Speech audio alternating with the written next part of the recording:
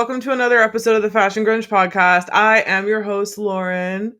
I'm Jules. And I'm Jai. I was going to be like, guess who we have here today, but we totally kind of messed that up. Yeah. Jules and Jai are here. We do not organize this part. No, we are not ABC News. That should be the tagline. Like, I do not claim to know anything. This is all just like complete internet research and Wikipedia shit. So, I mean, who the hell knows? I don't even know if half the shit's true. But we're talking about Hype today. Probably one of the only amazing documentaries about grunge music as a whole and the city of Seattle as a whole and the whole quote unquote scene.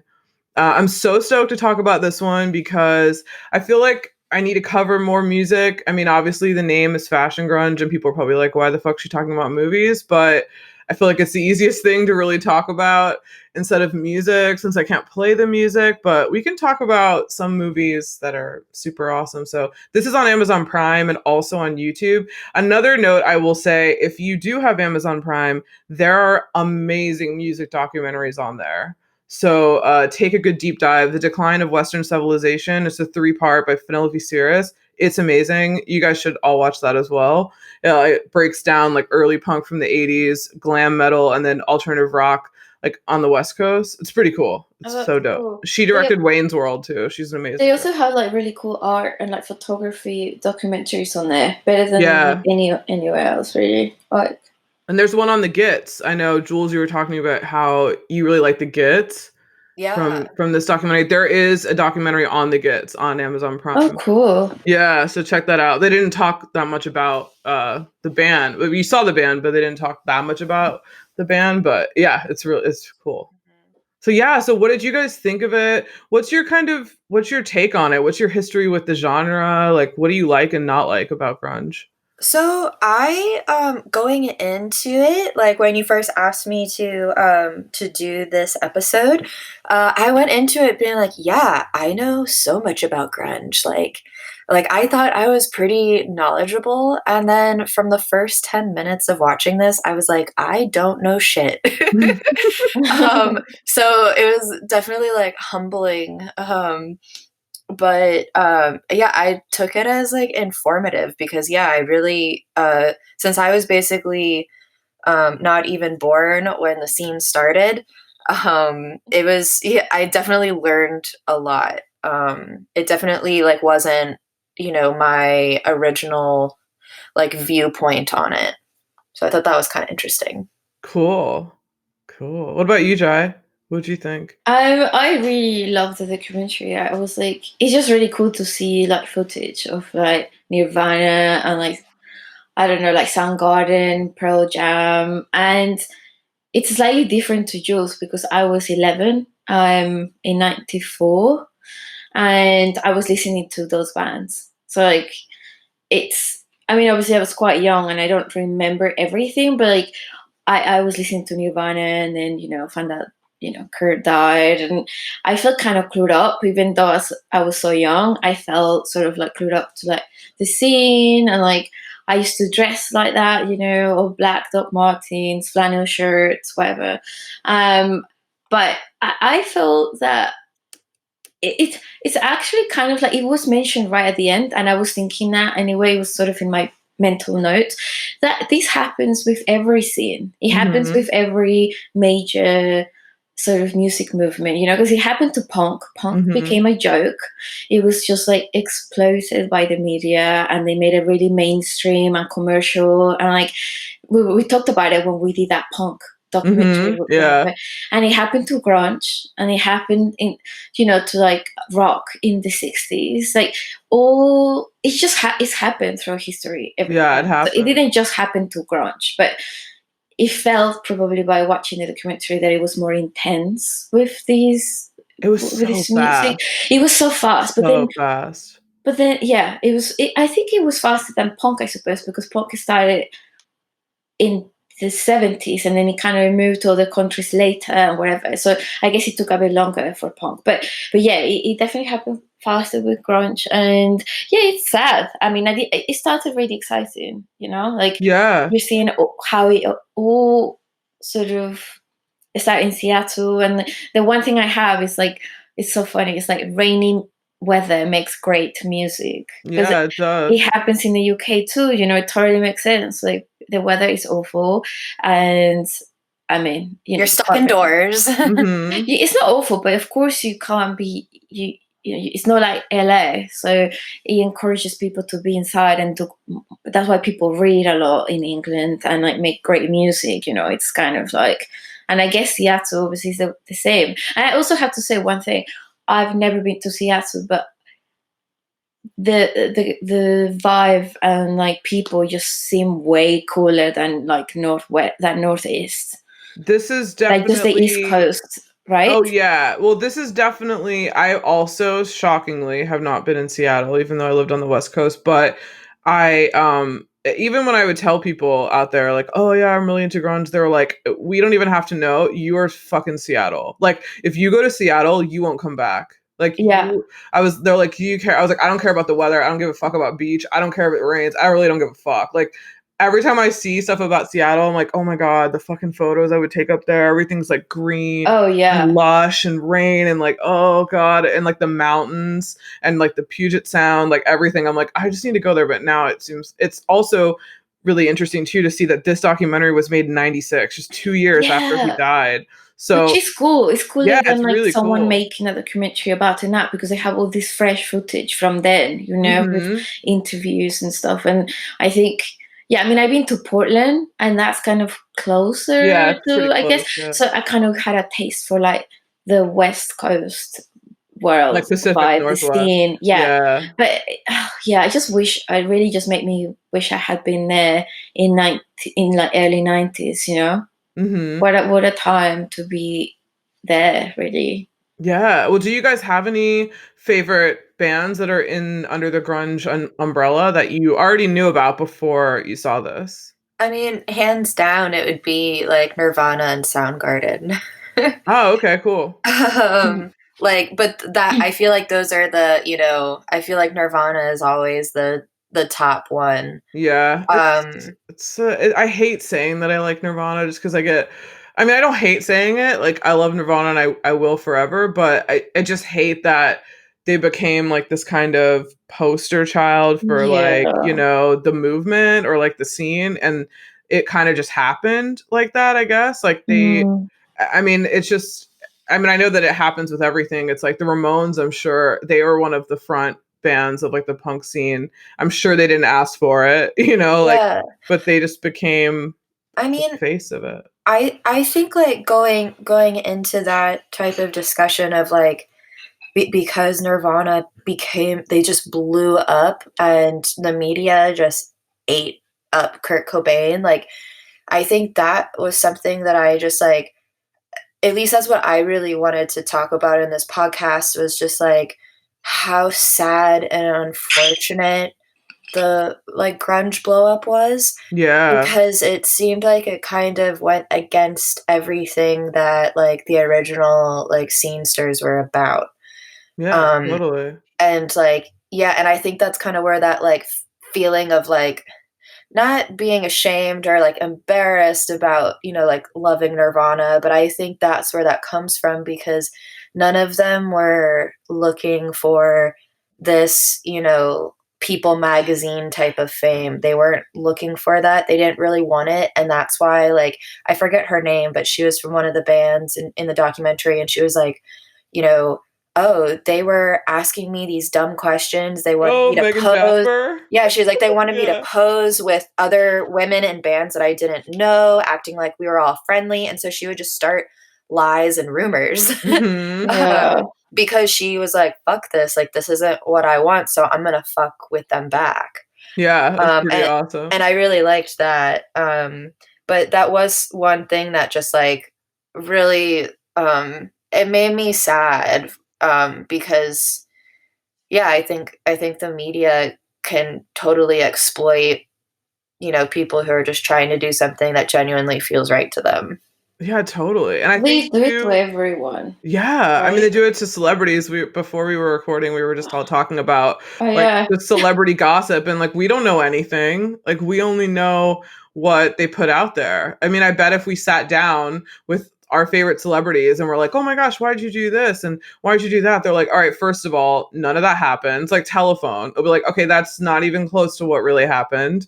This is what happened. Like, you guys don't know anything, like, Yeah. so Yeah. it's kind of crazy. Also, I have to say that it's really crazy with grunge too, because all the other industries or like genres of music that blew up, I would say, like, especially with punk, let's say in the 70s, like, I feel like grunge just, I mean, I'm sure punk was really big. Obviously, none of us were around for that, so we don't know what it was like in everyday life. But granted, there were magazines and like other outlets of media and stuff than we have now. But I feel like grunge just blew up so much because of motherfucking MTV. Like, if Yeah. MTV had not played Smelled Like Teen Spirit, Mm. I mean, I just don't think that's what brought Nirvana like to millions of people right away, like instantaneously before the internet. Yeah. So Yeah. that's really made them blow up. And the fact that the first video was in a gym, like, it was immediately like, oh shit, we're putting this out for like the young generation. Like, we're not doing like any of the other things any of the other videos they've done were not centered around school. But this one is centered around like, fuck school, fuck this. We just want to like have fun, party, and, kind of like fuck the jocks, like, screw them. They're Mhm. stupid. Like, they hate us, whatever. So they have like the anarchy cheerleaders and everything. So that's kind of like what really like helped them, that didn't really do the same for punk, where it was obviously marketed, but this, you had like TV, you had like interviews, and now all of them were being interviewed all the time, and you could see them all the time, and it was just like this crazy, like a new thing. Cable TV, like, all that stuff was just so new, and it's just so crazy to think about. Yeah, I mean, I Yeah. think it's a lot to do with just the technology back then, because like if we had had the same when punk started, it would have been the same thing, Like I Yeah. think it's more people just had this like access to everything, like because it's more because of internet and there are more publications. Think about like the amount of publications that you have, like massive ones, like music ones, like really established ones, and record labels that you had in the 90s compared to the 70s. Oh So it's kind of yeah. like it literally just like anything that happened from the 19s forward, like it is gonna be exploited this way because of media and like internet and technology, basically. And as far as the fashion goes, I think grunge is just so much more relatable to the average person than punk is. Punk is a very extreme Yeah. fashion style that you can't really mass market that. I feel like Yeah. no one's going to wear plaid pants and like, spikes and, like rip shirts. Like, it's just not going to happen. And it's also like kind of harder to put together. But Mhm. grunge is just very much like, it's already shit you have. Yeah. It's One just of the dirty. favorite quotes that like I found in there was I like didn't know any of these artists, but one guy was like talking about the grunge fashion scene, and like Mhm. he was like we weren't wearing like long johns because we thought it was cool. We were wearing it because it was fucking cold Because it's out. fucking cold, I yeah. know. It's like, what are we supposed to But wear? also, it totally makes sense, right? They were wearing like flannel shirts because it's fucking cold. And then, I mean, I was wearing that wrapped around my waist, but it just became a trend. But it totally makes sense that they were dressed that way because of the weather in Seattle. It's just Yeah, no, funny. that's also what's so funny about, I think when I first started the blog, I guess you could say, before it became like a online magazine, I used to get so many comments about like, grunge is in fashion, blah blah blah. I was like, yes. I was like, yes, yes, yes. I was like, I know. I was like, I know. I was like, I really just wanted to have a name that just encapsulated like what I really like. I don't necessarily think that grunge is a fashion statement. I'm not someone who talks about like grunge fashion, but then if you ask me about the bands, I have no idea, or I'm just like, oh, I like Nirvana. Like, no, it's just that it was the only way, I think, that, and I think eventually that's kind of what happened with the term grunge, is it was just a way to identify what you like. And it's the same thing if you talk about like dark wave, synth pop, like, I don't know, Mm. maybe the bands don't want to be called that because maybe they're like, we're not synth. We don't even use a synth, but they say that we're synth pop, so that's what we are, or whatever. So I feel like, yeah, it definitely got corrupted. The title got corrupted. And yeah, I know fashion grunge is kind of silly, but it's got a nice ring to it. And it's been a while. But So it Fuck shows, it. but I don't see it that way. I feel like you do still have the foundation of fashion grunge. It is grunge. You know what I mean? Like whether it's evolved a little bit, but it is still like you do have a style and a look. Like the magazine has like a yeah, theme. this So is true. it's not of course it's not gonna be entirely grunge, but most of the things that that you post and everything does have like a grunge tune to it. You know what I mean? Like or a Yeah, pop. totally. So I think it's grunge. Do you think it's grunge, Jules? Yeah, I think it's the mindset of it. Yeah, it's the Yeah. mindset. And I think It's that's like something, I think that's why so many people related to it, and it was this, it was this like, I don't give a fuck attitude. I want to do what I want to do, and like people respect that. And I don't want And to sell out. It's like yeah, that I think exactly. is a big thing about selling out. And we'll get into Sub Pop uh oh my in god. a bit. I know I because Jules is like, I have a lot to say about Sub Pop. I was like, Yeah, once I talk about Sub Pop, no major labels are going to want to sign me, but you know what, okay. whatever, I'm not playing for that game. Yeah, well, it's almost just I don't know if the thing about the interviews with the Sub Pop guys is like I don't know if they were just trolling, like if the filmmakers were trolling them or if the two guys were trolling them because then the one guy who worked with them was like everything they say is a lie. Oh Like they yeah. just are complete assholes. Like not assholes as in mean, but like just like dicking around. Like Mm. they just love to troll people. So like I mean I don't know. I don't want to say that like oh shit they're fucking horrible because clearly I don't know. And the only bands that I listen to that are remotely grunge now are on Sub Pop like Bully and Mets. So I mean, although CZ Records is a sick label that a lot of people don't know a lot about, a lot of people just think Sub Pop because of obvious reasons. But it is kind of funny the way that they kind of like packaged it. You know Mm. what I mean? Like the way that they kind of were like, okay, here's our photographer. Here's what our things look like. Like we have stickers. We have a mart. Now they have an airport shop, which is really funny. That Gosh, I mean, wow. yeah, it's in SeaTac. I think a reoccurring feeling that I had just watching like this documentary and talking about Sub Pop, they kept saying how the scene was exploding, but I honestly felt like it was exploiting. Yeah, well, it was. Mm. Like if you go on and look at like Sub Pop's roster, like yes, they're known to have started just like the major label for grunge artists, but to me, when I look at it, I'm like, this is capitalism. Like all of these bands that like, hey, I'm admitting I listen to a lot of these bands because it is like the biggest outlet to hearing music. But to me, it looks like a business. It doesn't look like an actual movement anymore. This is like strictly capitalism in my eyes. And this is you're talking about just from this documentary. This is 96. Yeah. So So they have think exploded Yeah, since so then. yeah, is exactly like, and when like I literally felt that watching them in this documentary, feeling like they're exploiting it. And so just to think about where they are at now, like, and I'm not, I don't want to like completely shit on them. Like I've even had, dreams in the past of like, oh, maybe Sub Pop will like my music kind of thing. No, that's not what they're into. They want to find someone who is marketable. They want to Mhm. find people who will make them money. It's like it's just a money shoot. Um, Well, because they want to pawn you off to a big label and get a chunk of that advance money. yeah, That's why they have exactly. all that money. And that's what I just think is so fucking sad about like, even though I didn't know any of these bands, like I think that's the sad part, and sadly that's like a That's the part. industry. Yeah, that's the industry, and like it's just, I don't know, it kind of broke my heart seeing like some of these bands. I mean, and they handled it with style, Yeah. like I think they handled it great, but yeah, I think it was exploitive and not explosive. Yeah. And think of just how much more well adjusted that all of the bands it seemed were in the documentary than if you became like Nirvana where like Yeah. your life is no longer your own and you're kind of up for public consumption and screw your private life.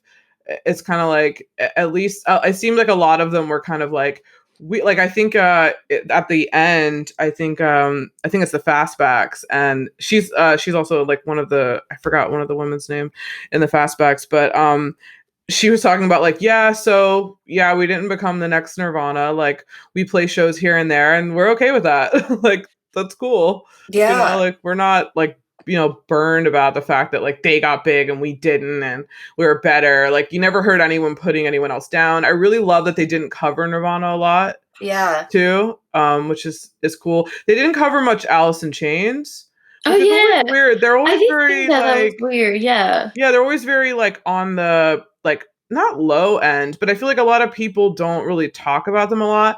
But they're just, I feel like Alice in Chains and Soundgarden are more in that they're just more in that like metal category. Like Yes, they are. they're Yeah. totally have that like super deep, low, like slow kind of like that whatever that vibe is. Yeah. You know, like since I'm so sorry I cut Oh you no, off. no, that's yeah, that's it. Yeah, that was something for me where like because I grew up with like a father who like loved Soundgarden. Like So cool. Soundgarden was like what was playing, when he was home. and and yeah, like that's interesting to hear you be like, yeah, it was closer to metal because it's definitely, I would consider it that because it's just a lot heavier and slower than like a lot of the bands that were playing like in the beginning of the documentary. Like Hmm. I almost like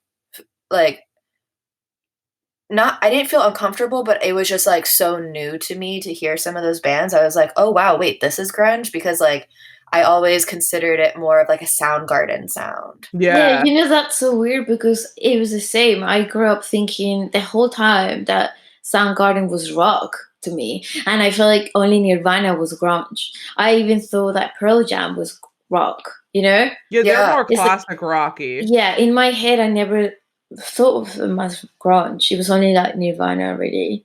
Mm-hmm. It's just Yeah, funny. Nirvana's just got But low. Nirvana's like punk. I mean, like that's I have like this ongoing not fight or like disagreement with my mom because she really likes Pearl Jam and I really like Nirvana.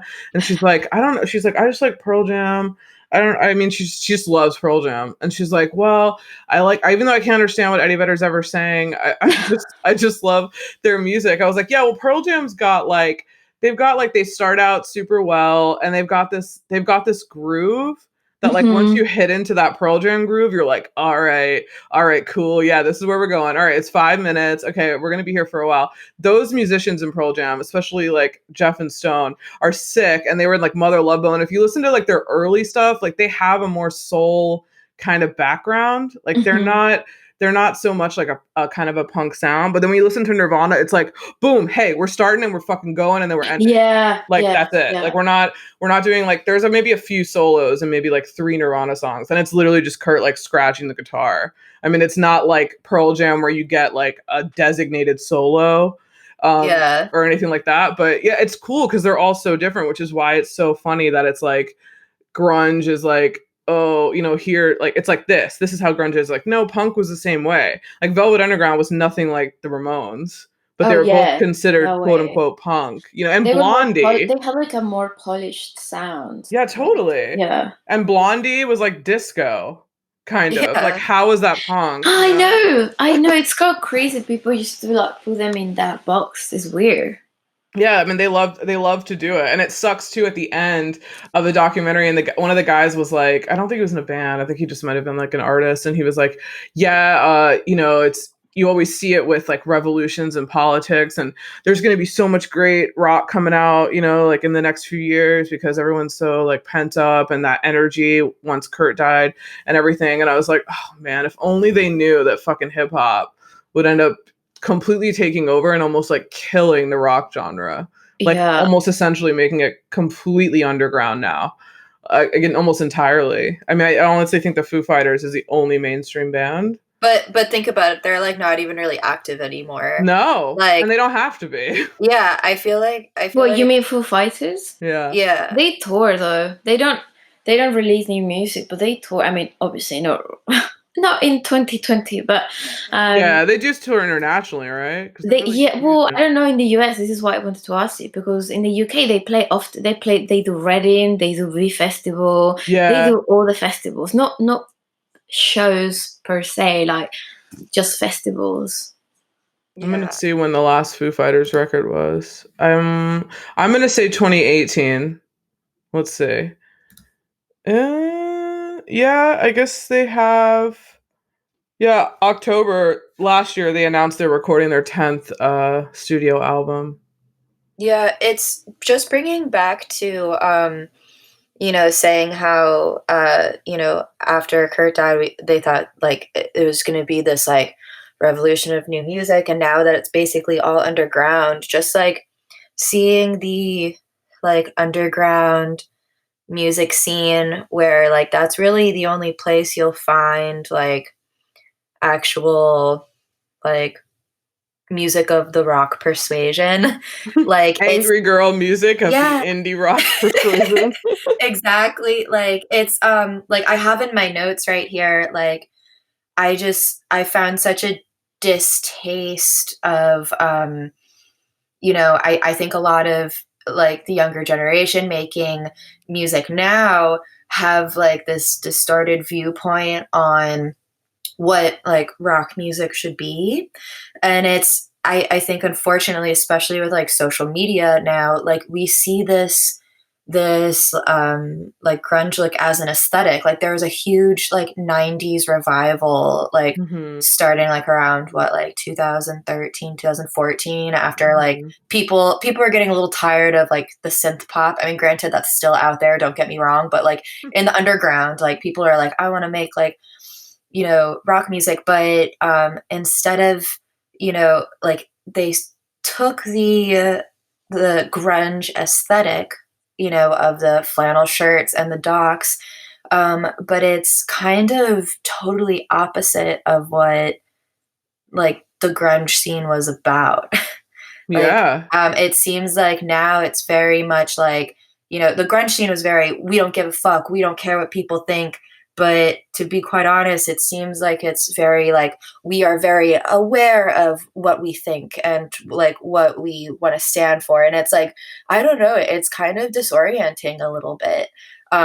Seeing, it's like a whole generation thinking they know what grunge is. And like the reason why I'm talking about it is because like I kind of lump myself into that category of like thinking, what grunge is, but it's completely different. Yeah, I do too. I'm obviously not from the area, did not hang out in the scene or even really know anybody in the scene. Like this is all just, research and everything. But I definitely, yeah, I mean, I'm definitely in that boat too. I'm definitely one to admit it. But everyone who would argue with me about things like it was basically in the early days of the Fashion Grunge Facebook page. Hmm.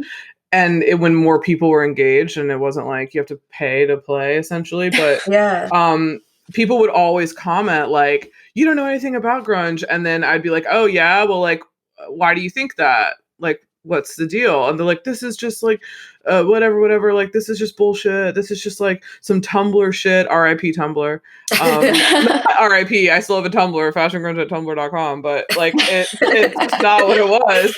But it was totally like that soft grunge takeover where everyone was hashtagging soft grunge and it was like fucking Lana Del Rey. And I was like, Oh all no. right. I was like, I don't like Lana Del Rey at all and probably never will. But yeah, it's just like they kind of put that like soft grunge. I was like, what? Okay, Yeah. this is getting even more left. Yeah, that is yeah, that's something that like I'm so glad you brought that up. The soft grunge, it's exactly what I think I'm like feeling. I just didn't know how to put it into words, but that's exactly it, and that's like what I have a problem with. And Totally. now I can kind of understand why like um let's say like audiences, on mainly on the internet, especially now, uh like get angry with like younger bands or they're like this isn't real music, Yeah, that's me. yeah, because now I kind of understand it,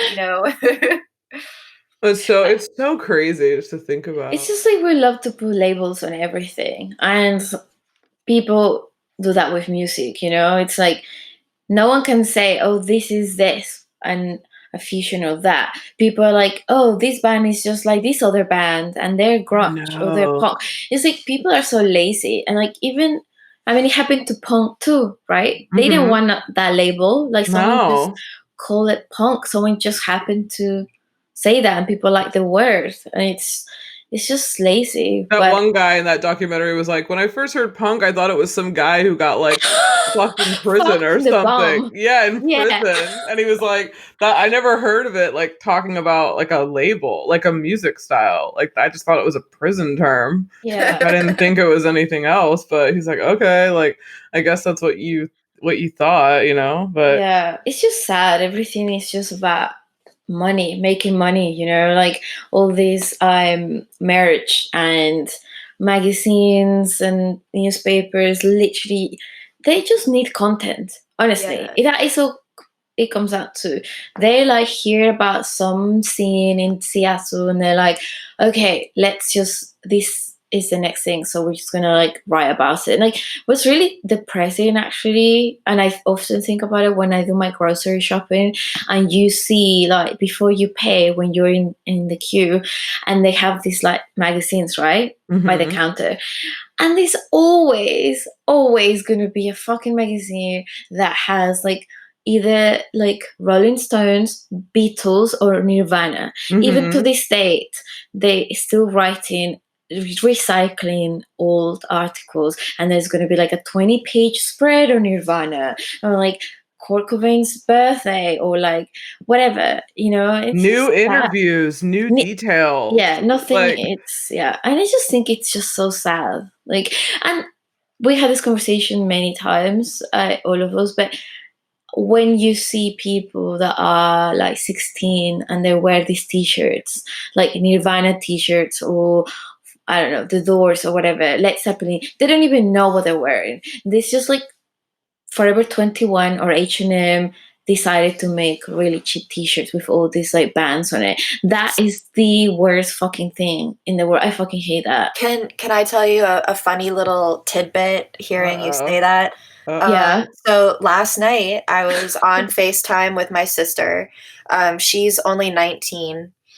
So she's a little sprout, and I was Just telling like an her, infant.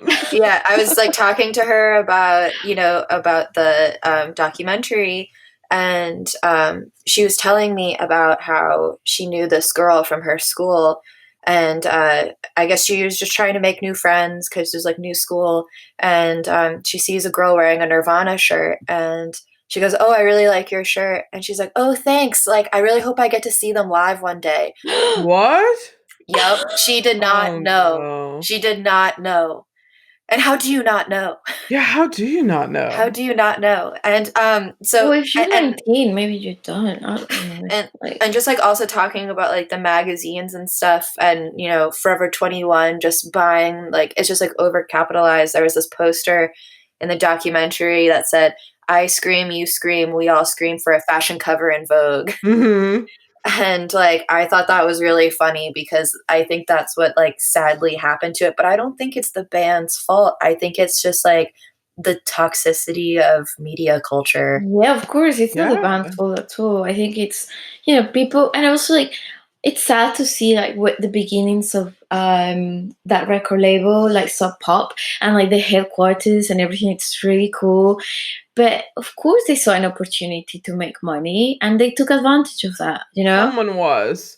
So I Someone guess was, they probably yeah. feel like if it's gonna be someone, I don't want it to It be better be someone up, of else. It course. better be me, you know? But the thing about it, and also I think one of the guys from Sub Pop is like, I'm a failed pop musician anyway. Oh So like yeah. he was in a band, I'm sure. And he was like, well, I guess we can just put all these labels, like put all these bands out. And I guess they just had the thing is with them that they, I think, kind of thought of it more as a long-term thing. Cause it's really like you're 50-50 on it. Like Jules, you're in a band. So, you play music, you do super well, you have a good local following, and then you end up, I mean, I think at some point, unless it's a complete hobby project from the start, you eventually say, okay, guys, if we end up getting a deal with Sony or a deal with Sub Pop, right? We obviously know the money is going to be different. We know we're going to be giving definitely things up with both deals, but more with Sub Pop will have some control. Sony, we're kind of like we're on at their mercy.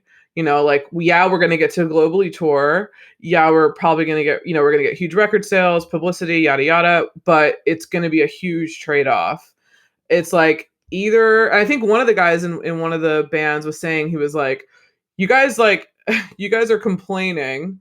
Like, I mean, granted, this is one guy's perspective, but he's like, everyone's complaining like you guys didn't want this, or like you could have not taken it. I mean, there have been times where you could have not taken it, so like don't kind of like be self-deprecating about it now, because now you can say that because you have a house, probably multiple houses, and whatever you want, and you can tour and you can do all these things, but don't like, don't kind of like snub your nose at it, which I think a lot of people thought Kurt Cobain was doing, where he was kind of like, we just wanted to play this and we just wanted to do that, and then do, like we just wanted to like be cool and hang out. I'm like, yeah, but you signed to DGC, like you signed to Geffen. You clearly knew what that was going to do for your band, and you left Sub Pop. You could have said, no, fuck that. Sub Pop is our friends. We're going to stay. No, you wanted to make a living at this, like what else were you going to do? A lot of them are like, we don't do anything else. And it's also kind of something where,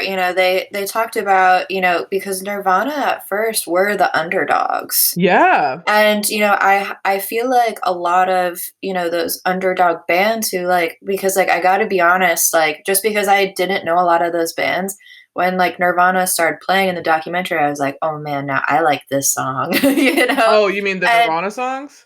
Yeah, like when they just started going in, I was like, okay, like this is a good song. And like when you think about like a band like Nirvana once being an underdog, I'm like, okay, like I understand why they would want to take that opportunity, because I see so many bands, like, I mean, even including myself, where it's like, you're waiting for that like next big opportunity, like, oh, this will be the time that like this will happen. As I've gotten older, I'm kind of thankful that I haven't had to be in a situation where like I regret, like signing to like, I remember a bigger label came to us at one point, and I won't say who, because he loves to sue people. Oh shit. Okay. But I had like one phone call with this person. It's a Canadian label, and there were red flags from the beginning. And I said, I will be signing my life away. Like, if we sign with these people, like they are, sharks. They're complete sharks. And like, so I can see why, people could feel like regretful about it, but it's also those underdog bands, just wanting that big break. Yeah. Like such a weird gray area. And you can hear it too when they go into I guess I took notes chronologically, but I mean I can just like touch on some things here. But Jack Endino, who I love that they call him the godfather of grunge, like as a joke on like the title when he's talking. He recorded the Bleach album, and he was also in the band Skinyard for a little while. He's so great. He looks a lot like David Frick, who's like the senior music director of Rolling Stone, who has been since like the 70s, I think, or 80s, but they look pretty similar. But it's really funny that he was talking about like having this like small band, like having like this guy named Kurt just call him up, be like, hey, I want to come, like, I heard I'm friends with the Melvins, like I want to just come record like, one afternoon. And he's like, okay, cool, like come on over. And then they just come, and in 5 hours they literally knock out Bleach. And then then he gave him to the Sub Pop guys and was like, you got to hear this. But also when you heard that I think Jack Endino recorded the Soundgarden EP, and when you heard all the other bands like leading up to it, you hear like the scene and how different it is and how raw it is, and you're like, oh wow, this is super cool. And then when you hear Nothing to Say, I think is like the song that they played, and Dino said that when he heard Nothing to Say, he's just like, oh fuck, like you can hear like Soundgarden's a fucking band, like they're like, not that anyone else isn't and that they're less than, but I mean, they're just so tight. Like you can just hear how tight they are, and you can hear how tight Nirvana is. Yeah, like, especially compared to all those bands that like, you kind of get glimpses of, Yeah, totally. And then I think I love the first Smells Like Teen Spirit. That video is on, I think that whole audio is on like their box set that came out. But I love that first iteration of Twilight Yeah. Teen Spirit. I don't like what they did to make it a Yeah. single. Like they Mhm. changed it a lot. It was way faster. His voice is way higher on the Yeah. first one than the one that they did. But yeah, it's really cool that you kind of see. It's so cool to see that the first performance of that song. That's Hmm. crazy, like I never seen that before. I mean, I don't think obviously this guy could predict that they were going to be huge, but there's no way Nirvana predicted that they were going to be this massive. Like No. no one really did, and this is the thing. And also, like Jules, because you're in a band, you know this, right? It's like you either it's like you're flattered when someone wants to sign you because it's kind of almost like affirmation that you are talented, right? But then the other half is like, well, do I want to become like really big and commercial? Like, I don't really think you as a musician really know, don't you? Like, Yeah, because you never know what's gonna happen. Even, there's a lot of bands that are signed and like nothing happens. You can Yeah. be. I think actually, like, again, like, not gonna say any names, but like I knew someone like who is in a small scene who got signed to Sub Pop, and like we never heard from them again. And like we all thought it was like a big deal, but we like never heard of them again. So like you really never know how it's gonna turn out. Yeah, it just Um, seems like it's a complete like gambling. yeah, and yeah, I can only imagine like being in. I just think like a lot of those bands handled it in like the coolest way, but I feel like a lot of people now just like seeing time, pass in like the past what 30 years, like 20, 30 years, like it's it's almost like a different culture where back in the day, if you did get signed, you could be kind of like little shitheads about it and like fuck with like the journalists and stuff. If you do that today, I feel like then you're just kind of blacklisted. You're like Takashi 69, Yeah. the rapper with the rainbow hair who just like trolls everyone. Like that's literally his job. Like that's kind of like his music is probably the worst music I've ever heard.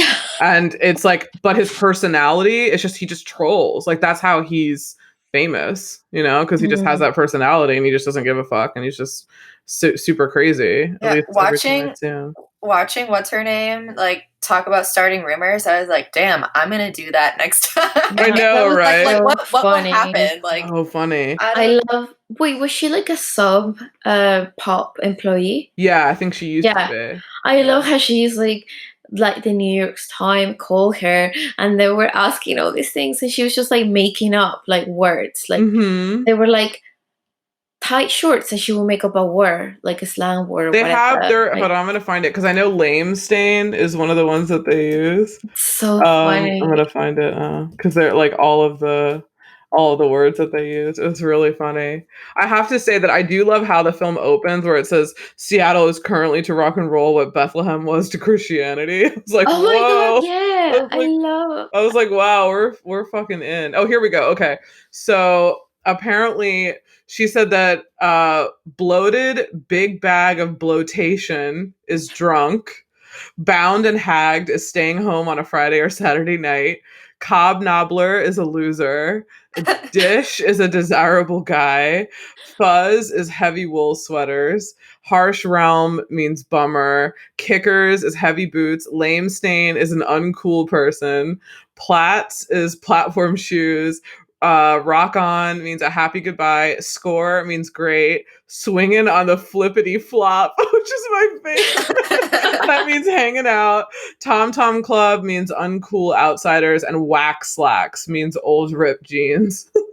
I love that. I love her. She seems So pretty funny. cool. Yeah, she does. It's super funny. And I think it says that Daniel House, the head of CZ Records, commissioned Art Chantry, who's one of the guys who was like hacking up the flyers with the Oh paper yeah. cutter, that guy. Yeah. He was commissioned to design a lexicon t-shirt that people started wearing after like the article. And because Oh. people started wearing, apparently it says people started wearing the actual clipping from the article on their shirts at grunge shows. Oh And wow. so he That's he cool. designed a shirt that said lame stain or harsh realm on the front. And then in a large copy, it says of the lexicon on the back, which I was like, oh, I want that shirt. I bet it's probably like worth a fucking ton of money, but it sounds really cool.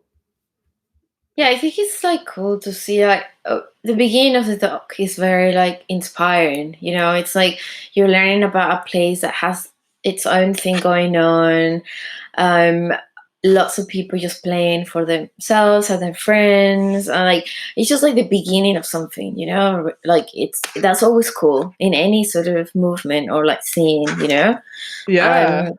There was. and I Oh, yeah, go yes, on. sorry, no, you go ahead. Oh, I was gonna say there was one really funny. It's just because I used to watch The Real World all the time. They were in Seattle in the '97 season, and they had to work at a radio station. And I remember being like, "Oh my god, it's so fucking cool! They're in Seattle." Granted, this was like alternative rock times. This was not grunge times. So they had to do like promotion for bands, and they had to do all this stuff for the radio station. And they they went to some band's show, and then they came back to their house, and they were like, so what kind of music are you guys? And they're like, I thought you guys were grunge. And they're like, no, come on, we're over that. We're so over that now. Yeah, that's Like, cool. we're not into it at all. Just really... I also I love seeing like Charles Peterson's photography. Oh, Like I know. all those photos that he had. Oh my god, he took like really iconic fucking Like the cool iconic raw. Like photos. yeah, Yeah. I know. It's just like imagine being like an artist in Seattle at that time. Just can you Yeah. like anything, graphic designer, like photographer, whatever. And I did really genuinely love the headquarters of Sub Pop. Oh, yeah, it was cool. That desk. It With all just the looked stickers on cool. it. And all the stickers on the wall. The building looked a bit fancy, but you know. Yeah, it was like a loft building. Yeah. Yeah, I was like, do they have that whole building? But I'm sure they have a floor. No, they probably have a floor or half floor. Yeah, it was. I also was gonna. We're gonna talk about the film Singles eventually, which was done by Cameron Crowe, and it's like the grunge like Hollywood movie, and Oh. it's like a rom com kind of sort of, but it's set in Seattle in like the early '90s. But Eddie Vedder's in it, and a few other members of Pearl Jam, and I think Chris Cornell might be in it as well. Alice in Chains, like it literally has incredible soundtrack. And they asked Nirvana to do it, and they were like, "It's a really funny interview a Canadian interview that they did." And they're like, "Yeah, did you hear about like Kurt's like, oh, did you tell him what I said when they asked me if I wanted to do that single?" The thing, and they're like, no, and he was like, I said fuck no. Not doing that shit, like no way. And it was just funny because they're like the one of the big four that isn't in the movie or on the soundtrack, and it's almost like, I don't want to say it's exploitative, but it's definitely using that scene as like a backdrop to be like, oh, okay, this is what's big right now. Let's do a set of young people looking for love, but in the backdrop of Seattle and the sound, and you see all these really cool kind of landmarks that probably aren't even there now, because they showed the Mother Love Bone. It's like this big wall, that graffiti where there was like a construction going up. Well, you see like that actually, and you see all the old clubs and everything that they used to play in, which I think one of them, the guy was like, that's a comedy club now. Like that used to be a house. Like that used to be a show house. Like, so it's pretty cool. I think it was made in '92. So we'll talk about it for sure on another episode. But yeah, it's really funny that like all those, they kind of made it like a movie. They kind of made it like one of those kind of, if anyone's seen it out there, I think some people actually requested Singles because it's very 90s and very grunge, I guess. But yeah, it's kind of funny. It's not you can tell it's like a Hollywood movie, you know. But I've never seen it. Yeah, I think you'll like it. The soundtrack's incredible. The song Drown by the Smashing Pumpkins is on that, which is like one of my favorite Smashing Pumpkin songs, which is so crazy. Oh yeah. I have a quick question. Yeah, what's up? So, like I said before this, I was like, I realized that I did not know what grunge fully was. So is Smashing Pumpkins not considered grunge? No. Damn, see? I learn something new every day. Have you ever listened to the podcast Your Favorite Band Sucks? I've heard about it. Oh my god. Shit. Okay, I think I sent it to Jai. I've listened to it. I listened to dude, it's Smashing great. Pumpkins and Nirvana. It's fucking hilarious. It's great. It's these guys who literally just talk all this shit about like everyone's favorite band. And they have a ton of episodes. They actually did a 3-parter on Aerosmith, which I can't wait to listen to. But they just talk all this shit. They're like, God, Nirvana's so fucking shit. Like, why does everyone like them? Same with Smashing Pumpkins. They're like, and it's so funny because they played, I think, one of the early songs from Gish. They played it like sped up, and they're like, this sounds way better. Listen to this. And then I was like, okay, shit, he's kind of right. He was like, this is a slowed down My Bloody Valentine riff that he fucking sings over with his weird voice. And like, listen, if I speed this shit up, listen to this song. And I was like, this kind of sounds better. Like, it's really crazy. I was like, oh yeah. I feel like Smashing Pumpkins, now that I heard that podcast, they do have a lot of like shoegazy elements. Like, they're not that hard. I mean, they have some songs that are pretty hard, but it's very shoegazy. It's very like, bedroom pop before that was a thing. True. Very true. Yeah, so I don't think they're grunge at all. Like, they don't have that sound. Not for me. And they're from Chicago. Well, yeah, I just thought they were rock too. Like, They're like alternative rock. Like, they came out early, but they got lumped in with grunge, I think, because they were like 93, like, they had Gish, which was so huge, and then they had like Siamese Dream, but those are not grunge records. That's interesting that like you bring that up, because last night when I was watching the documentary, like I was I was kind of saying how like I listened to almost like a different side of like 90s music, and when like shoegaze was like a big thing, like I really loved shoegaze bands. But I still kind of like, I didn't think those shoegaze bands were grunge, but I guess I like always just kind of, and maybe this is because I was like kind of separated from the scene. Like I would just put it with that because I was like, oh, it's fuzzy rock music. Yeah, totally. Like distorted. If it's distorted, it's grunge. Yeah, but I guess that's very true because, like, with like Billy Corgan's or William, Is he William? Is he William Patrick Corgan now? Yeah, he doesn't want to be called Billy anymore. Okay, all right. I'll give him a pass because God, that man can write a goddamn song. So I mean, we won't get into his politics. No, we don't want to get into that. No. But yeah, I think that was the thing. Don't like, do it. I was kind of taken back a little bit, like especially at the beginning of the documentary with like the vocal styling, because I think I'm so used to almost like that. If it's not, like Kurt Cobain, like I'm so used to almost like a softer vocal style, even with, like there are points in Soundgarden where, he would get very soft at times, like in slower songs, or even if it was fucking heavy and he wasn't like, belting out lyrics, like, I don't know. It was just interesting to see like, oh, hey, like this was actually a very specific sound and style, because I think it's so easy, like we are saying, to put a label on things. It's kind of lazy. Yeah, no, it totally is. Like, do you don't like it when people describe your band with other bands, or do you not mind? Oh, I hate it. You hate I absolutely okay. hate it. Like, I can't tell you how many times someone has been like, oh, she sounds like Bjork, or she sounds like, this band Japanese Breakfast, like both good bands or artists, but like I hate it. But that's not me. How would you describe your sound? In 3 words, how would you describe your sound? I'd say dreamy. Yeah, dreamy, definitely. Yeah. Aggressive sometimes. Mm-hmm. Like it has like like that Candy song. Yeah. And then yeah, it's so hard. I feel like probably every artist like has that issue. Like it's so hard to describe like what you do. But would you say pop at all? Yeah, I would say pop. Okay. I would say pop. Pop's not a dirty word. Yeah, like because I think Nirvana's more pop than they are punk. Totally. Like if you think about it, like those songs are very like, you can hear like a John Lennon, Beatles. Even though it's way harder, it still has that same. Oh yeah, they were feeling. Pop, yeah, and Foo Fighters were pop too. I mean, totally. Yeah. I don't think. I think like at a point people thought pop was a bad word, but I I really love pop music. I feel like a lot of the like indie rock scene is mostly just pop music with distortion on their guitars.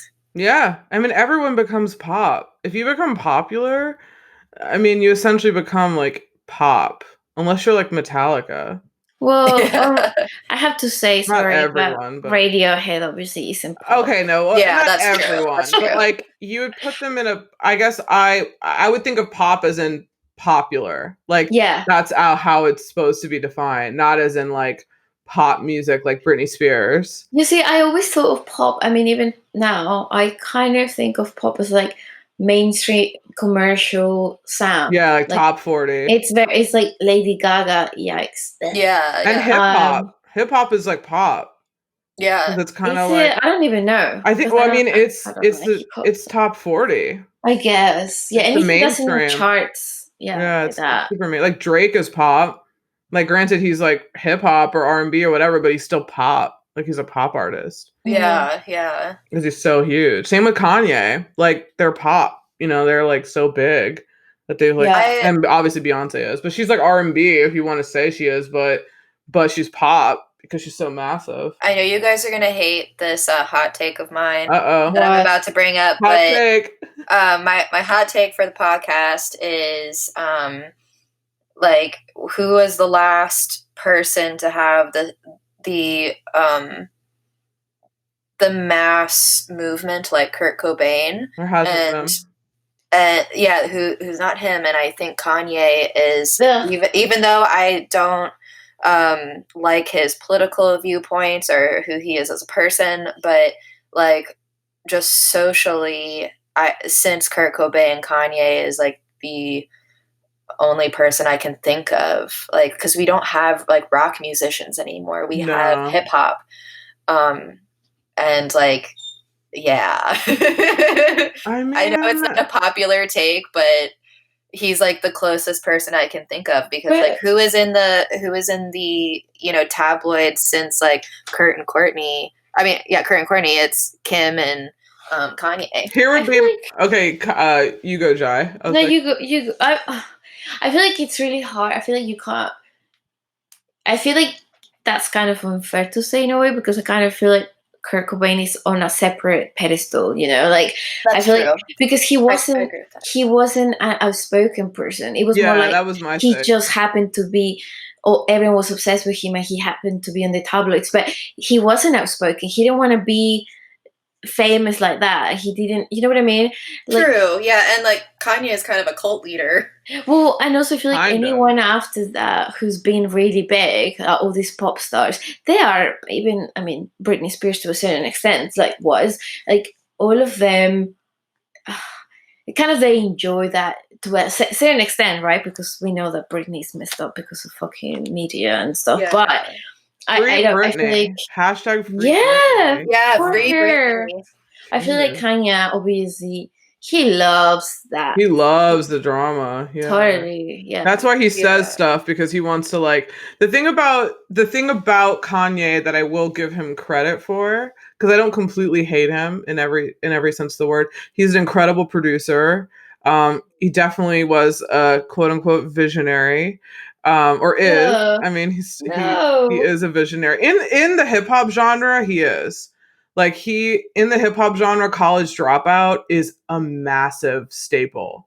If Yeah, if that's you true. talk to anyone who's like a hip hop aficionado, they will definitely say that either it's College Dropout or I think it's Graduation Day. Is that the next one? Those two albums like set the foundation for every hip hop we hear today. Sampling, just like features, like everything. Like he broke a lot of artists. He had his own group going where he had a lot of like independent guys that he was trying to get going. I mean, he produced all of Jay-Z's best shit. Everything you hear that's Jay-Z's that's good is a Kanye beat. So he definitely had that going for him, but I think obviously, like you said, Jai, like he is really outspoken. Obviously, we didn't have Twitter when Kurt Cobain was around. So I Yeah. feel like every outspoken thing that you get from him was in an interview. It was never like unprovoked. Like he never wanted to do an interview with anyone, but Kanye will go to the New York Times and be like, I want to talk to you. And Yeah, I that's want to Yeah. tell true. you everything I'm thinking But right that's now. because he's very arrogant. I Well, mean, yeah, that's because and he's also and narcissistic. I know. Yeah, oh totally. But he's I feel also like used the machine to his advantage. Like he knows that when he pops off and acts crazy, he's got a record coming out, he's got shoes coming out, he's got something going on to keep his name out there. Like that's what he does. I mean, he's kind of like using the media to his advantage because he knows the shit that he says is not popular. He knows that. He's not I mean, I think even if he doesn't know that, he knows people around him know that. And I know he's got people around him being like, do you really want to say that? Like, I don't know, you should think about it. And he's probably like, yeah, I want to say it, I don't care. And they're like, okay. Like we're gonna tell him it's not a good idea, but if he wants to do it, like he's gonna do it. So yeah. I feel like it's just different with Kurt because like he never wanted to speak to media. Like that was never like because they always twisted everything he said. But with Kanye, it's very much like, okay, before they like paint me this way, I'm going to say whatever I want to say, even though it's like half cocked and kind of crazy. But I don't know. Yeah, I mean they have similarities, but then they also have like massive differences. But this is like a 20-year gap. Yeah, of course. Yeah. Yeah, I mean, I feel So, like there isn't really anyone like. yeah, I don't think so. Not as far as a rock No, star no. I. who like Yeah, thinks they're like a Lennon. I mean, obviously Kurt never thought he was a Lennon. I don't think. I mean, I know he really admired the Beatles, but I don't think he ever I thought think. like I'm a I Lennon. think Liam and Noel Gallagher. They think that. Do they? yeah. Do they Oh really? yeah. I Oh think it's yeah. Liam's birthday today. He's 48. It's a hard Is it? 48, but Yeah. it's, I mean, I like them, but yeah, they definitely did say some crazy. They have said but crazy are they things over serious the or are they years. just trolling? Like, I don't do you know. really think that they really think I that? think they're. I think Liam is serious. Yeah, I don't think he. I mean, I don't know. I think it's quite hard with him to know if he's genuinely believes that, but he's like super arrogant too. Like I don't know. I mean, and the Beatles said too they were bigger than God. It's kind of Oh, like the Beatles said that? yeah. Do you not remember? Yeah, there's even a song where like John Lennon's talking about how they're gonna crucify him. Well, it's funny. I mean, obviously, do you remember as if I had been around in the 60s when Yeah, they I was said like, it? did you say that documentary? I was like, I didn't hear that. No, they did. They got a lot of shit from it Oh, because wow. they kind of said it's not like they said like openly we're bigger than God, but it was some kind of journalist where well, it was like I can't remember like a release or like a press release or whatever, and there was so many journalists and someone asked something and they were like, yeah, we're bigger than God. Like it was kind of weird. Like Oh, how look it weird. up, see if there is a video somewhere. We won't get I into mean, my other hot take for this podcast. The what? Beatles are overrated, folks. Oh no, come So, on. yeah, Give him some credit. Give him some credit. Come on. You gotta give him I'll some give them credit. credit, but that doesn't change my opinion of thinking that they're overrated. I don't get Okay. it. I sit on the fence So I because disagree. I grew up listening to the Beatles, I did like not, so maybe and I that's to my still detriment. love the Beatles, but I can't deny that John Lennon was a wife beater. Ooh, He's a little hot take. problematic. Yeah, I'm Yeah, feeling and But hot more. we today. but let's just talk about their talent, shall we? Well, we Like can't get into that. We're gonna end up like on a whole other Whole other come tangent. podcast. on. He was an insane writer. Like Yeah, what? those songs still stick with me. If I'm having a bad day, I'll listen to a Beatles song and I'll feel better. I listen to the covers. Sorry, guys. I definitely think I mean I love to know what like your audience thinks. I'd Oh, love to about the know. Beatles? Yeah, ask Yeah. them. Oh, I should do a poll. I guess I should have done this when I started, but when I started the episode, but yeah, that'd be really funny. Okay. I will do a poll. I'll do a poll today. Just settling a score. I'll do one on Facebook and on Instagram. So follow the page there. But this is probably going to come out whenever. Although I don't know, maybe this can come out early. Maybe we can put this one out on Wednesday, and I'll do the Yeah, poll on Wednesday. cool. So then you guys can all listen to it, and when you're listening, you can go to the poll.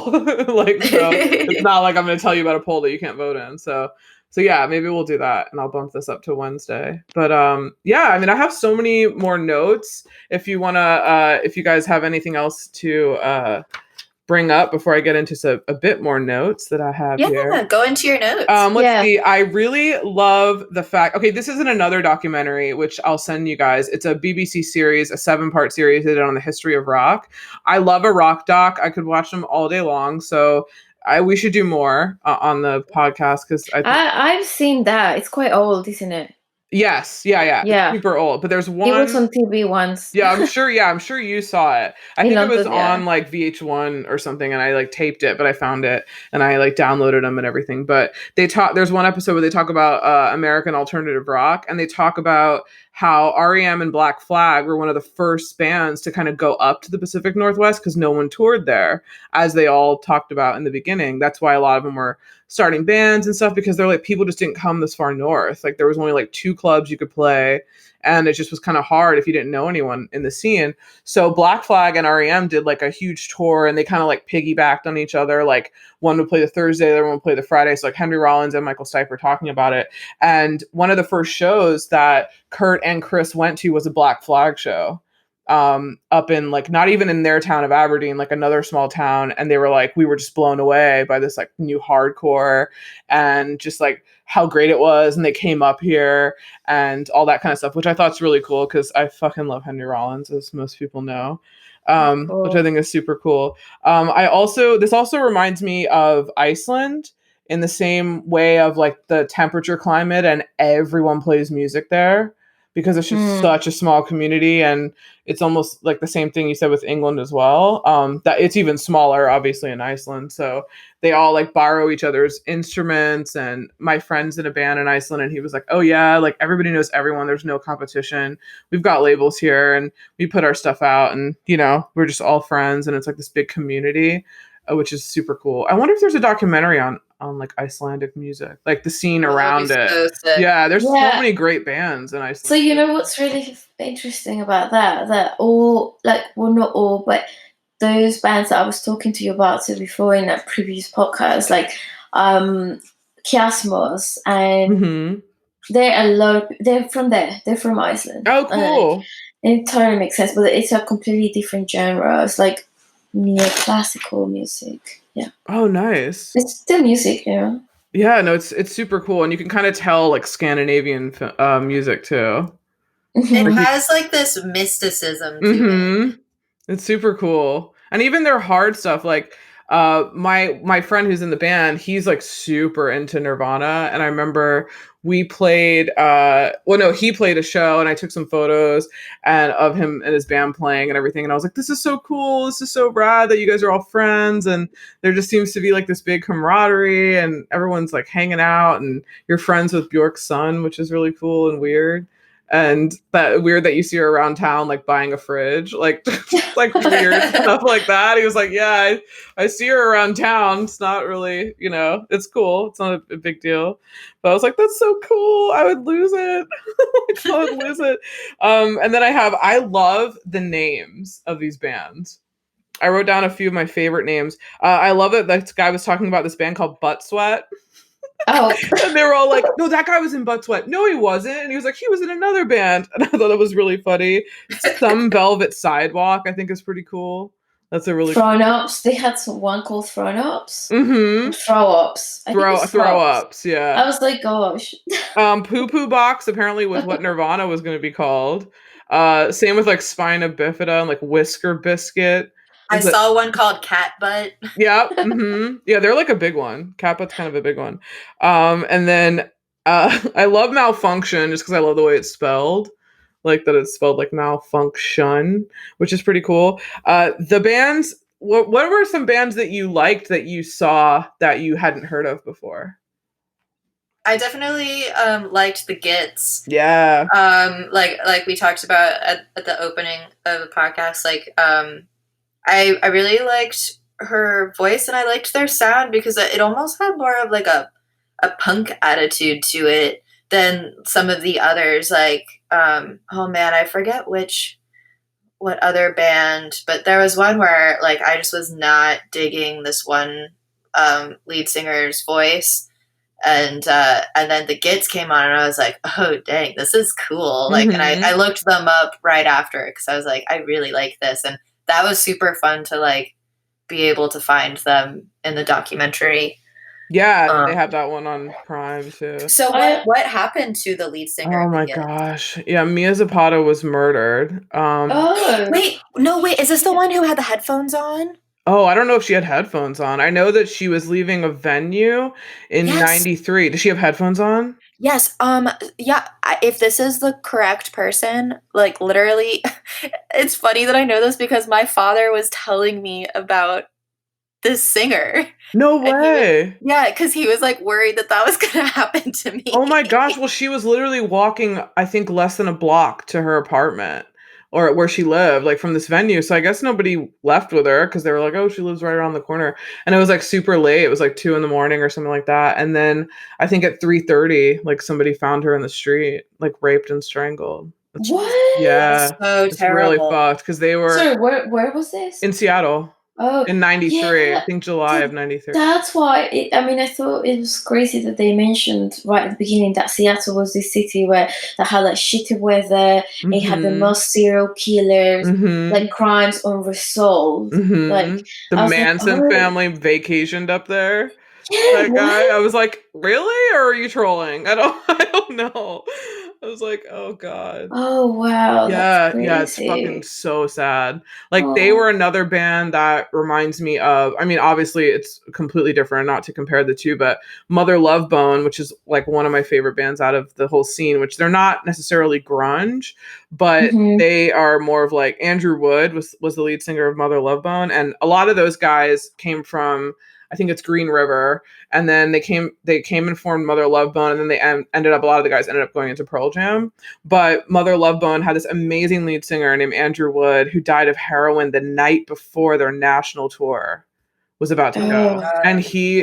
gosh. he was like, they say I think they talk about him in the documentary. They're like, he was the only like rock and roll like stand-up comedian. Like he was just Oh yeah, and yeah, his that's right about fashion that. sense was Yeah. incredible. It's like super glammy, but like boho and kind of grungy. Like he's just really fucking cool. And that's a really, really great album too. And when he died, they a lot of the members of well, I guess of Mother Love Bone and then some of the other bands in the scene, like Chris Cornell, formed Temple of the Dog.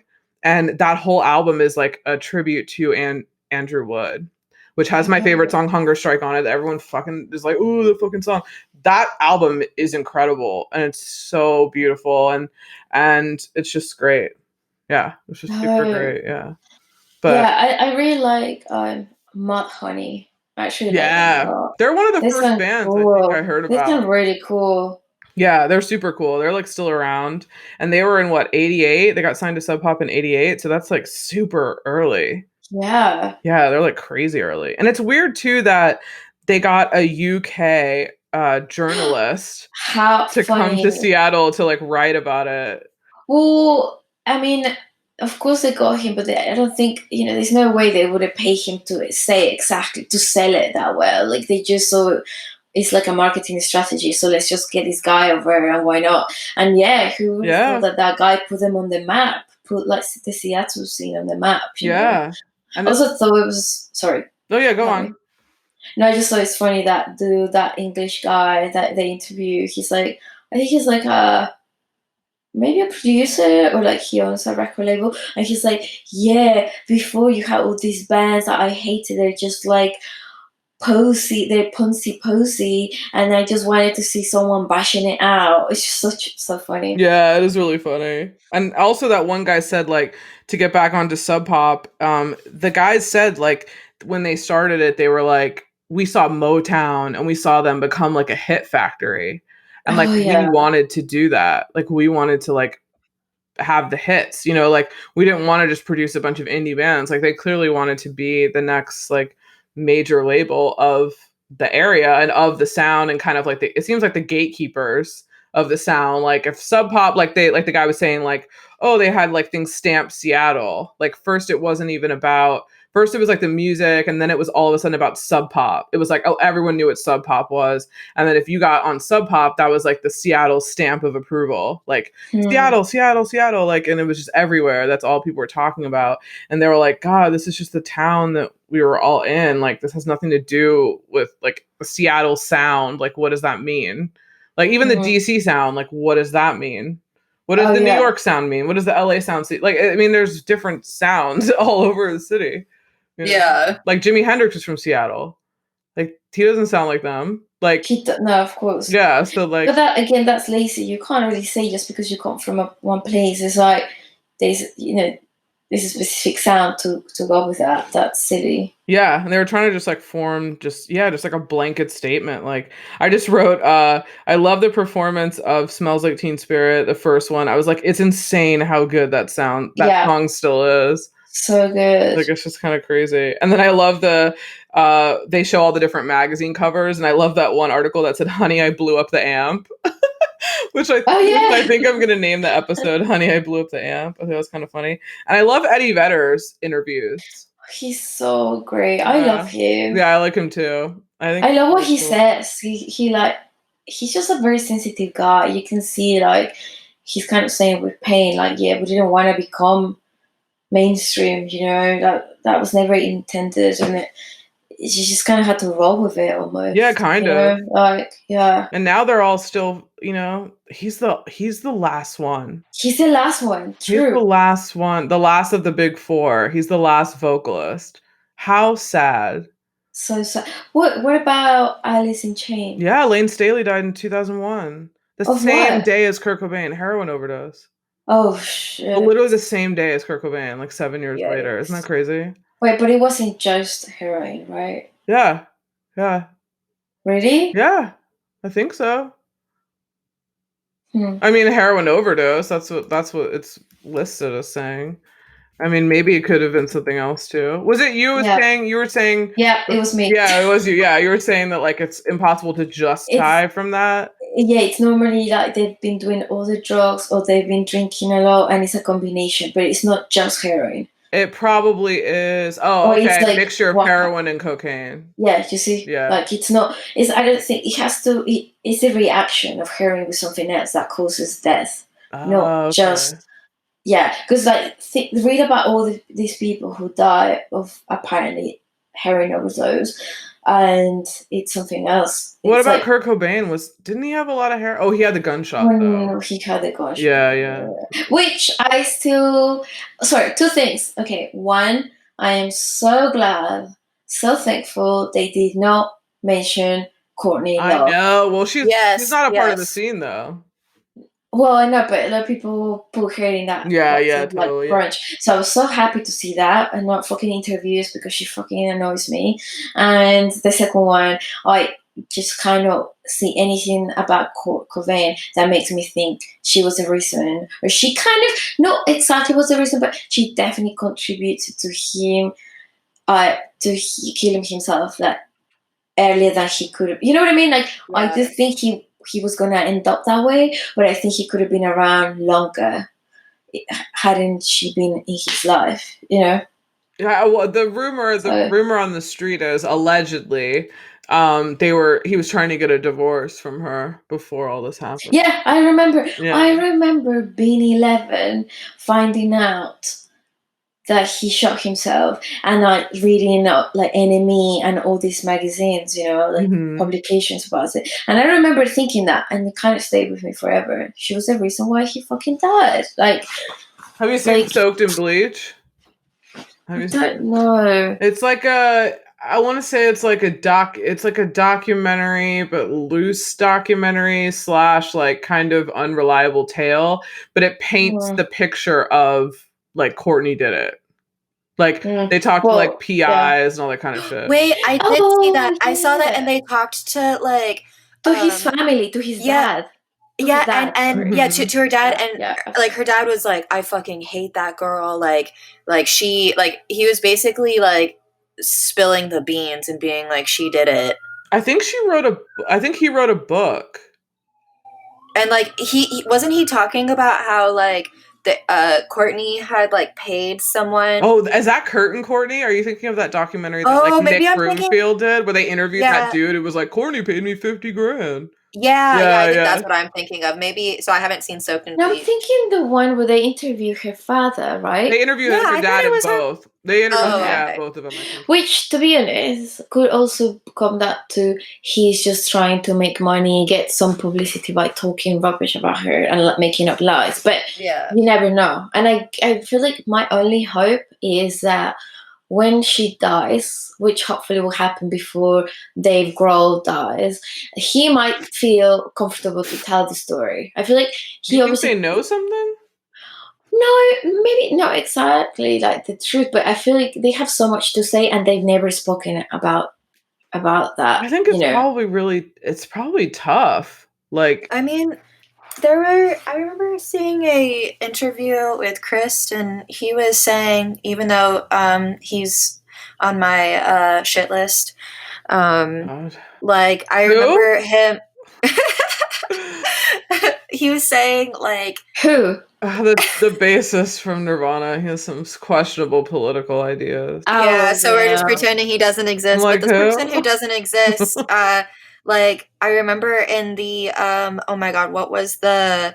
It was the documentary that Francis, Oh, a montage like of heck. yeah, montage of Yeah. Heck. Like there's a point where he was just like trying not to cry, and he was like, there were so many signs, and like he was like trying to tell us like through music, or just it was there, but we didn't see it. Yeah, well, they wanted to call the last album "I Hate Myself and I Want to Die."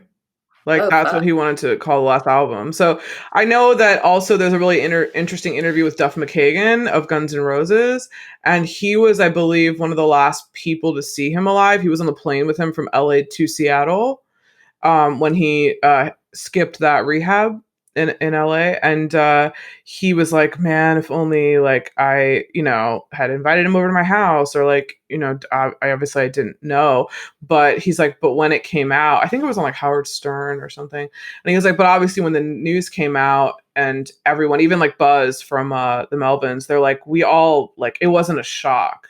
Like if it was a murder, I mean, it would have been like, like a fucking crazy thing. But I think it might have, I don't doubt that he committed suicide, like, that, but I I mean, mean, I just, but again, you could argue that she saw that as an opportunity because he was so open and kind of everyone saw him like really bad, that was expected. I do think there is a tiny possibility that she did it. I still kind of believe really? that. Yeah, and I also feel that either if she hadn't, let's say, even if he had it ended that way, he probably would have died in another way. You know what I mean? Like by an overdose or something. Because he was just in such a dark place. I feel like he just kind of was sick of this world. But I think it's kind of crazy how it happened, and Yeah. I don't know. I did think for many years that she did it. I thought that for like 15 years. I think. I mean, I still Like don't know. I still have, yeah, I'm still don't, I don't know. Like there's just now when we see so much about the media and like so much of what we know is not what it is, and they make it yeah, look a certain way, like they'll put certain stories out that this is the case and then this isn't the case, and there were so many things that came out about them as a couple and like with a family that like wasn't true, and they were kind of like trying to paint them in this way. And also I think people really discount, I mean, I don't know personally, I mean, I've had like secondary experiences like knowing people close to me who've dealt with addiction, and like some of them haven't survived, but it's addiction is very personal and very obviously very different for everyone, and it's hard to, I mean, obviously you shouldn't judge anyone, but it's even more sick when like the media judges people who have addictions. And now Totally. it seems like now it's more of a now we've become a bit more compassionate and understanding when people need to take time off, like what happened with Demi Lovato, like how she overdosed, and it was like a huge thing, and everyone's like, oh, sending prayers, oh my gosh, I hope she's okay. Like we've become much more of I think, compassionate situation or like society, because we now have like opioids and like other things that it's just more widespread. Like the same type of addiction is way more widespread, instead of like back in the 90s it was like, you're dirty, you're a fucking junkie, you know, like we expected this, you guys are just a mess. Like, I mean, and you just don't know. Like, it's completely unpredictable. And, you know, if she's in the throes of this with him, like, you just don't know what to expect. So, of course, the media is going to paint it like she's a junkie, she got him on it, and she, you know, like, then and X, Y, and Z happened. But it's like, we just don't know. I'm really curious to read Courtney's memoir that I heard that she's been working on for a while. Oh So, But I shit. feel like, how much can you actually trust? Like, I don't well, know. I don't know, but I still want to hear it. Like, I definitely don't. But okay. or I still want to, I mean, like, read it. So Jai, I totally respect your opinions on Courtney Love. I just think it'll be funny for me to put this out here. What? One of the last podcasts we did like favorite women in 90s rock. I know, which I obviously Courtney listened Love was to. on my list. I know. I listened to it. Hell, I don't hold it against you. You know, like, it's fine. I don't hold the fact that like We you guys can like the continue being Beatles friends. against you guys either. Yeah, because we can all have different opinions on we're it. open-minded individuals. Yeah, and I want to together in talk to other Courtney. ways, I want to talk to and Courtney. Let's not get crazy now. I mean, I want to have an episode where I I'm like, mean, let's have a sit down. What the as I fuck, said, girl? I'm just waiting for a Dave Grohl's memoir where I get to hear a different side of, you know, like, what it was like, because you got that book by their manager, but I feel like Yeah. that's not, he can't tell the whole story. And I feel like, not that Dave Grohl can, but he definitely was a runner. He was friends with him, and he was in a band right to the end. And so he I was feel sober. Ding, ding, ding. exactly, he was, yeah. So he can And be he's like, also a fucking okay. great human. So I totally believe anything that he says. I love that Jules' bandmates think that Dave Grohl is like so. Like, they're just like, I feel like, love to troll me about liking Nirvana and like thinking Dave Grohl is cool. They're like, I can't believe you think Dave Grohl's cool. I was like, he's from the area, first of all. He's so fucking How you guys cool. have not like reached out and become like buddy with him, because he probably would be, because he's fucking cool. Maybe I should do it. You should be like, hey guys, I got us a gig to open for the Foo Fighters. You motherfuckers would jump so fast. Don't even tell me that you guys would be like, oh no, that's too cool. Like, no, come on, man. That would be. Can you imagine having him play drums in Deadmate?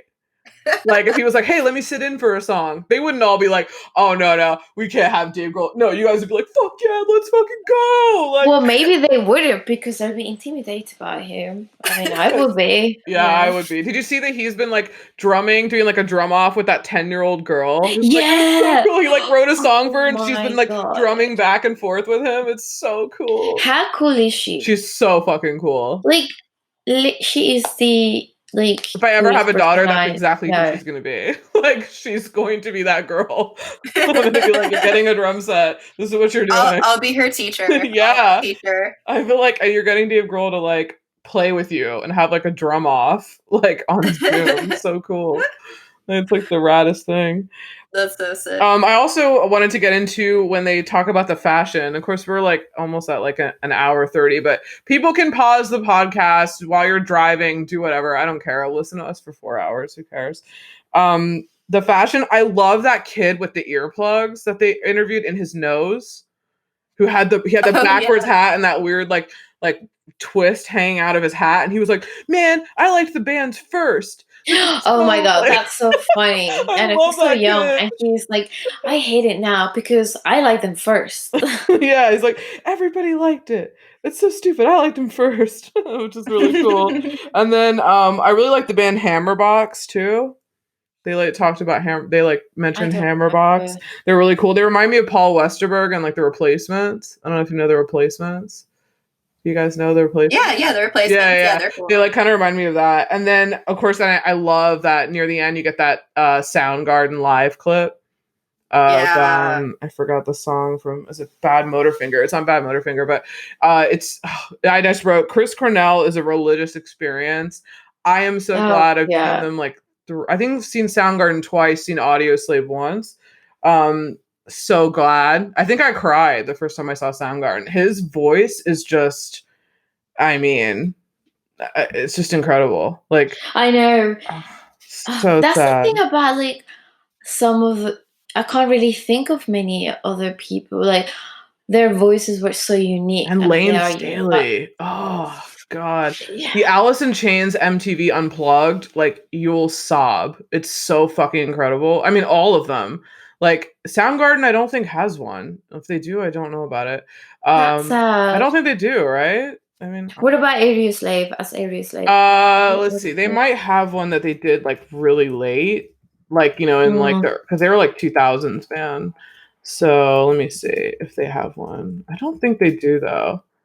No, Alice in Chains does. Oh, okay. It looks like there's like a Stone unplugged, Oh, but I don't know cool. if it's Yeah, I the kind of MTV one. I don't know, but Okay. it's yeah. I know that obviously Pearl Jam has one. Oh, I think Chris Cornell might have done one. Might have done a certain like His unplugged. voice was like something out of this world. Yeah. Like you can't. There's no one. I mean, obviously Eddie Vedder has his own thing too, but so different. Are you? Literally, no one else can sing like that. No. Or Lane Staley from Alice in Yeah, Chains. He's another one. And also that I is love true. Scott Weiland. He's another one of my favorite Do front you think any girls who like who female have who has like a fucking grungy, amazing like vocals? Kat Like, Magellan from Babes in Toyland, probably one of the sickest. Kim mm, Gordon, she's got a pretty sick voice from she does, but Sonic no, Youth. she Not does. grungy. But no, not Um, like that. Not powerful, and you know what I I mean. would say like L7. Hmm. I want to say like L7 is pretty like they got that pretty like grungy sound. They're another sub pop Yeah. band. 7 Year Bitch. Oh yeah, that Another girl. one. Trying to think of, I mean, it's a very small scene for women besides Yeah, but Courtney. I mean, no, I know. if you want to I mean, talk about actually, I can Courtney. think of someone, but like nothing to do with the scene. And this Yeah, is like not in new. Seattle. This is like no. I mean, she's American. I don't know where she's from. I think she might be from New York, but completely different. It's like new wave. I'm Beth Dito Oh, from. yeah, I'm not a fan of the gossip. You see, I have to say the first album was fucking amazing, but they were not a consistent. They were not a consistent band, you know. Like, but when she Talking first about came now, out. I thought you meant like in Seattle in the 90s, who is another. No, I just meant now. I just Oh, meant in Brody general. Any like, Distiller. yeah. She's Oh got that yeah. super like sick. I thought you meant 90. That's why I was like, No, I just meant like oh, like in general. yeah, Birdie Dolly's got a pretty sick voice, I think. What do you think, Jules? Um, wait, who is this? No, like I'm sorry, I like don't know any of these bands. you don't know the Distillers and Birdie. No. No, Yeah. really. What is She what is married the to Jim song? Armstrong from Rancid. She's a singer songwriter. Like she's in the Distillers. She's the lead singer of the Distillers. She's married to Damn. Josh Ohm from. I wonder if Yeah, she's really if I cool. heard a song, if I would know who they are. You would. Yeah, they're really good. I like them. We're asking what female vocalists now in rock have that kind of grungy sound. I like really powerful. Not cool. Don't say Billie Eilish, please. No, she doesn't. No. There's this one band that I think that they're not American. Who is it? They're Canadian. One second, I'm looking for. I don't know why I'm totally blanking on their name right now. Like I've even like hung out with them on tour before. Oh, I'm like no. totally blanking on their name. Oh no. I was gonna say, what about? I'll bring it back. Let's keep talking. What I'll about bring it Kathy back. and Hannah? I mean, that's more Who? like punk, like Bikini. Oh yeah, Bikini Kill. Yeah. Yeah, but I guess I'm just trying to think of like it. Don't know. I can't really think of anyone that's like really. Oh no. No. That first album kind of slaps, though. Not even gonna lie, the first album's not bad. Wait, so we're talking about modern bands, right? Yeah, it could be. Yeah, anyone. So there's this band called Dilly Dally. Okay. That's a band that I could not Dilly For the dally. life of me, remember what they were Don't called. worry, I'm the queen of blanking. Like I literally, people are like, "How old are you?" I'm like, can't remember. Yeah, they definitely have a grunge sound. There's also a band that I really like from New York called Dirty Dishes. Oh, cool. Maybe her voice is not like the typical grunge voice, but the instrumentation she does is very much like grunge. It's very good. Nice. Kind of like experimental at times, but like there's one song that like sounds like heavy Nirvana. Oh, cool. Nice. We need to do another podcast on like music in rock, but from 2000. Yes. Yeah, I know. We totally do. Oh, like women in rock? Women in rock. Yeah, Yeah. What did I Yeah. say? You just did rock in 2000, but you meant Oh, really? Oh, right? okay. Yeah, Yeah, I meant like women. female fronted. Cool, yeah. I mean, there's so Hell much yeah. that I could talk about with this whole conversation. I guess we all could. I had just one more quote that Eddie Vedder said, that he said success isn't what we strived for, but once you get it, you just become a commodity. Yeah, Yeah. that sums it all, doesn't it? Yeah, that's just like, and then I love how they're like at the end they're like, this was a place where like things naturally grew. Like it was like the complete nexus of DIY in like the late 80s, early 90s. And then I love at the very end it's like your town is next. Like I love how they Oh yeah, I love that at the end. yeah, which actually that Yeah, might be the title of the episode. I like that. Because That's cool. yeah, it's cool. It's like it's literally can happen anywhere, anytime. And it actually did happen in not it didn't get exploitative, but it happened in hip hop. Atlanta blew up, and Atlanta has a sound, and the southern rap has a sound. Like Houston has a sound, the rap has a sound, and everywhere else. So I mean, it does happen. And Florida has that emo math revival thing going on right now. Oh really? Yeah, oh yeah, like very much those Florida bands that I really love. They're like more like an emo revival. They're like a punk, but more of a pop punk. They all have a very similar sound, and they're all from like the Gulf of Hmm. Florida. It's like a Oh big wow. scene there. Yeah, Pool Kids is a sick band. Dikembe, like there's a lot. I love those bands too. So yeah, like other towns have sounds, too, which is it's gonna happen probably labels Yeah. and everything else. But yeah, it's super No cool. Do you more. guys have any more notes? I think that's it for me. What about you? No, hang on, let me see. No, that's it really. Oh, I another think thing was just super cool. I love that guy that had the Northwest trading cards of all the bands with the contact Oh info on the yeah, other that was side. cool. Yeah, that was really That was cool. I thought that was so clever that he said that when you put them all, when you, like the back of it, get what is it? The 8-4 or eight? like the contact information, you mean?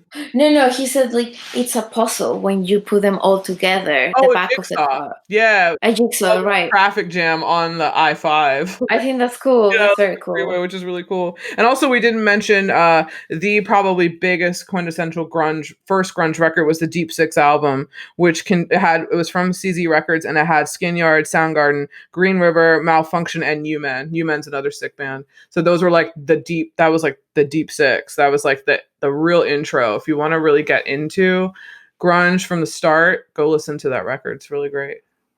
And the Melvins too, I believe put that out. Yeah, Melvins are cool. Yeah, Melvins are dope. They have a really cool sound too. And Buzz is so funny. Like if you hear him talk about, he actually is a really funny thing about Montage of Heck, where he's like, that was bullshit. Like nobody knows him at all. Like he just like he kind of tells it like it is, which is kind of funny. Like and obviously Kurt and Courtney remind me very much of like Sid and Nancy. Almost the same exact like play out. Like as soon as they met, it was like, oh fuck. Yeah. This is same with what happened with Sid, I think, too. So, but that was an even more weird story. But yeah, sweet. Yeah. So we've reached Well, the awesome. end. Thank you for having us, Lauren. Yeah, it was so cool. Like and subscribe. Give us 5 stars. Yeah, it Apple was so Podcasts. fun. Yeah, it was been super fun. And I'll put this up in a few days, and I'll do a poll on whether or not you think the Beatles are overrated. Oh yeah, I'm really excited for this one. Well, I'm really looking forward to that. Yeah. 'Cause, yeah, this will be good. This will be super good. But yeah, it was super fun, and we will see you guys on the next one. Awesome. Talk soon. Bye. Bye.